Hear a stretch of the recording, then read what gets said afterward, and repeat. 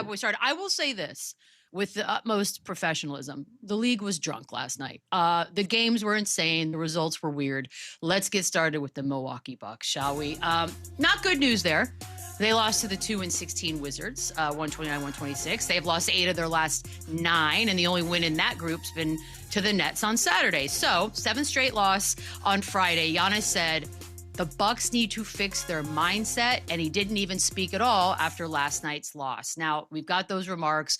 We've got this cloud of sort of where will Giannis end up next sort of looming over this entire season. Boogie, I'm going to start with you. These whispers are going to get louder. So how bad is the panic situation right now, if at all? If I'm Milwaukee, I'm definitely in a panic type situation. And it didn't just start this season. This was chatter, in the offseason, this previous offseason. So this is something that's kind of been looming in the dark for a while now. And, this roster construction and the way this season is going so far definitely isn't, helping the situation. So I do think this is a time for them to panic. It's a time for them to make some serious moves, like bring in some real talent, some veteran talent that can, help move the needle this season and, possibly keep him in place and keep him at home. But this season, as of right now, definitely isn't a good start, as far as keeping Giannis in time.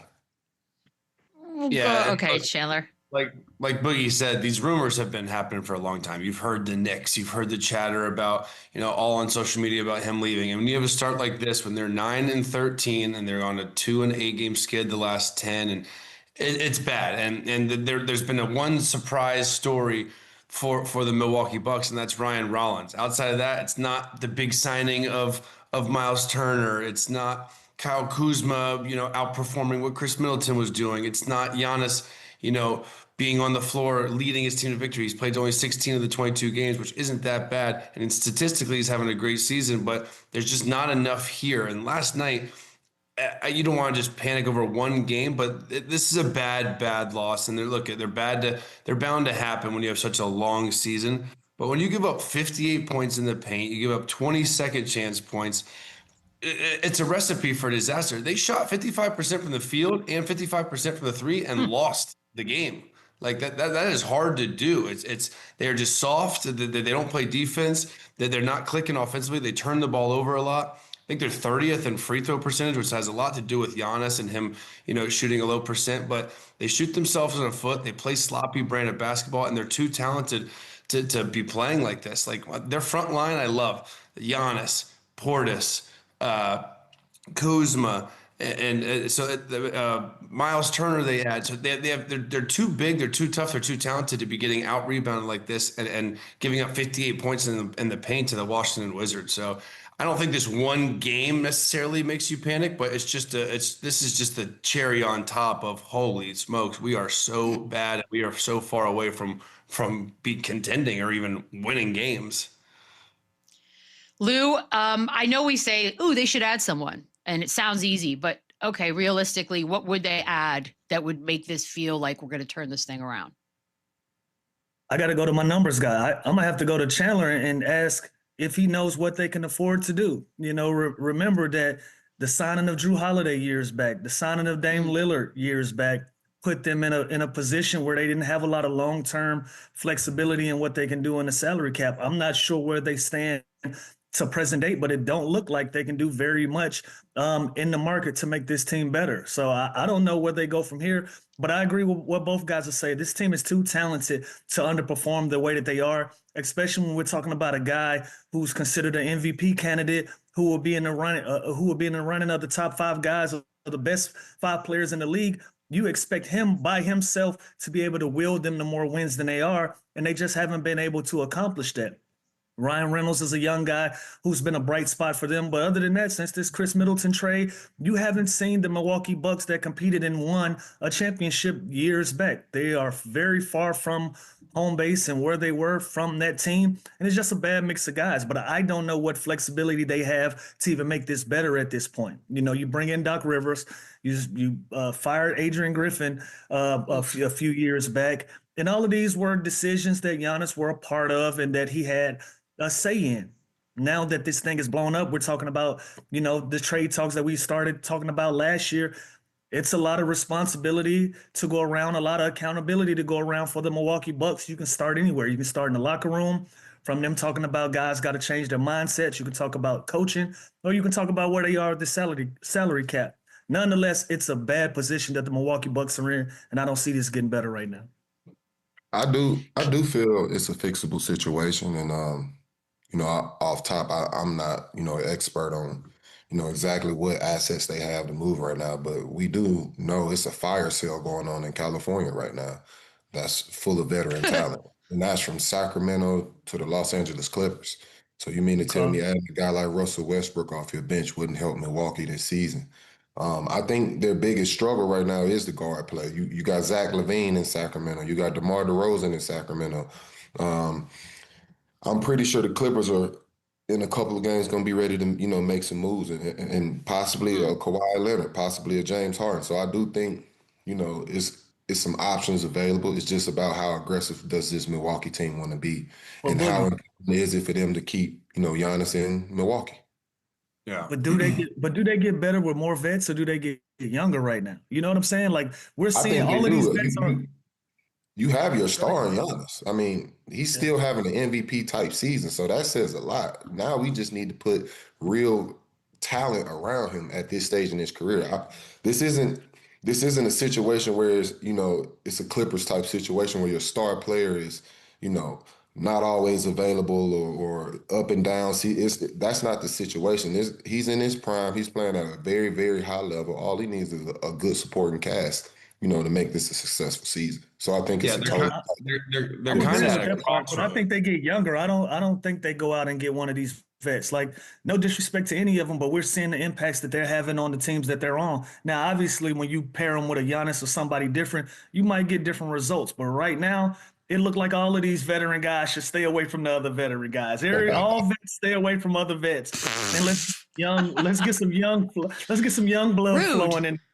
I like Ryan Reynolds right now. Like, I like some of these young pieces. Where do they go Do from you here? keep I saying don't know. Ryan Reynolds, the actor, or do you mean Ryan Ryan Rollins, Rollins. the Yeah, player? I'm Ryan Because Rollins. I My like bad. Ryan Reynolds. I actually just seen Ryan Reynolds on TV, so that's what's got me. That's what. Thank you, Vita. I appreciate you I got helping me you. with that. You're Ryan good. Rollins, the young fella. I just feel like it needs to be some young energy. And with that being said, does that young energy come at the expense of Giannis going to another market that he wants to be in, that he would be happy in a New York or somewhere else? And Milwaukee starts over and they hit the reset button. I don't know. I'm just asking questions. I Yeah, think I I think think it's a they're in great that question. situation now. I think that's Yeah. why we're looking. They do have young. They surrounded him with young talent. The Ryan Rollins, the Kevin Porters. This is all young talent, and these are the results. So that's why I'm saying he may need a veteran presence that also with that same level of urgency, ready to compete for a championship. It's a fine line between having young guys and young guys that's ready to compete. So I think that's kind of part of their situation right now.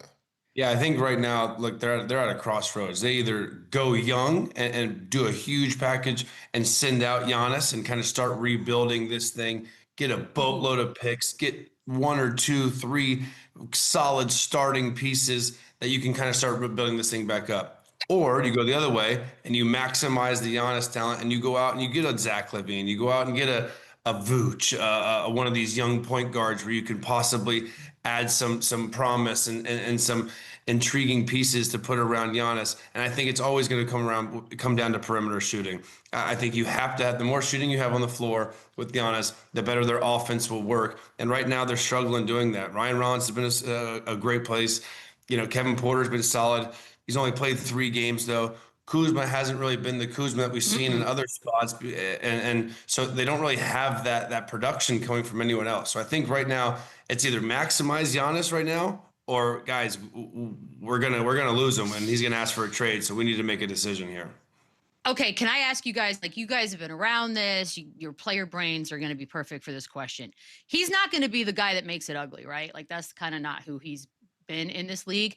But quietly right now, Boogie, is he behind the scenes through agents, through whomever, just like, this is enough. I want out. Is that happening this season?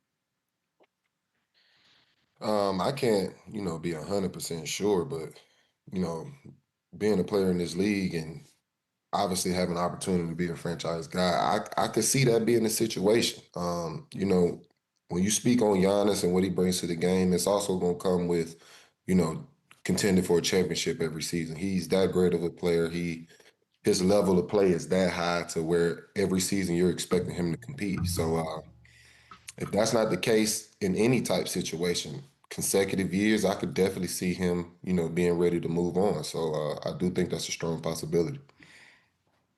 Yeah, I think It's gonna be nuts. I think everyone has a breaking point, right? And I think he obviously wants to win, and he's in his prime right now, and we don't know how long that's going to sustain. So yeah, I think he wants to maximize, you know, this 29, 11, and 7 stat line. He's shooting in the 40s from three finally. So he's not settling. He's not taking a lot of jumpers. He's getting to the free throw line. He, like Lou said earlier, he's in the talk still with how bad they are for MVP.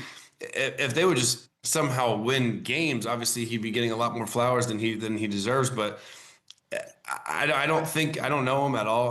But I can't see he's going to make this like a public mess. But there's definitely frustration there when listen, winning cures everything, and they're not winning. So he's got to be frustrated. He's got to know he doesn't have enough, and he's got to know this team, as constructed right now, is not a championship team. It's an interesting thing to watch in Milwaukee.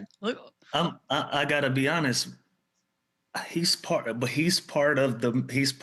mess, right? My thing is the separation between Giannis and the Bucks, right? Like there's a separation between what we're talking about.